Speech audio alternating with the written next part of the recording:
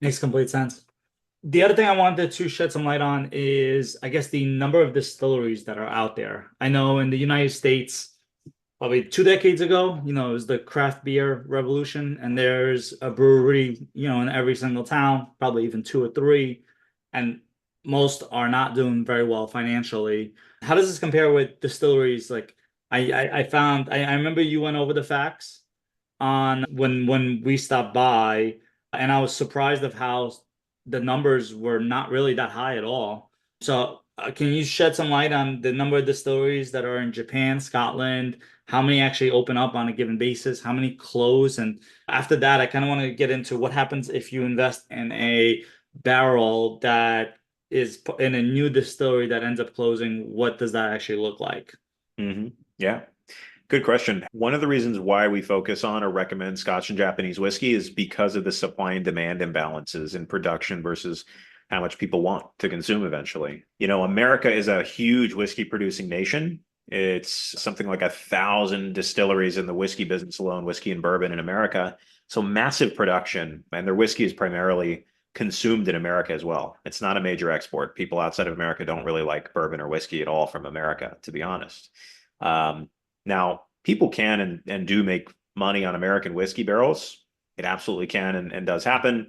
We're close with some of the bigger financiers in the American whiskey space who have generally told us, we've made good money on American whiskey the last couple of years, but our concern is that there is so much production in so many of these small distilleries coming online right now. They're producing liquid that doesn't necessarily have an end node.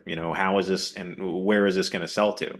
So that's a big question right now. Is this going to correct in American whiskey? Supply and demand now maybe shifting the other way where we're overproducing here in America. So 1,000 distilleries in America.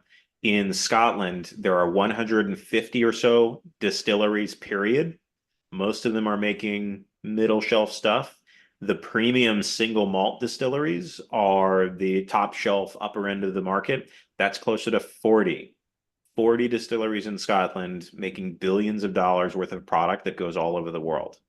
Now, for context, one of the reasons why Japanese whiskey is going to be the most expensive and hard to find stuff on the planet when you go to the liquor store is versus the 40 single malt Scotch distilleries in Scotland. There are 15, 15 single malt Japanese whiskey distilleries feeding the entire world. For comparison, we're now paired or partnered with Karuizawa, which is Japan's rarest and most expensive whiskey distillery. Extremely exciting, wonderful place, great whiskey, but they're extremely small batch. They're artisans, they're very skilled craftsmen and technicians. The Macallan distillery in Scotland, one of the world's best known and best selling whiskeys, produces about 15 million liters of the stuff of whiskey every single year. 15 million liters of whiskey from Macallan. In comparison, the rarest Japanese whiskey distillery that we work with, Karuizawa, produces 100,000 liters of whiskey, which is, a couple hundred barrels of the stuff, period.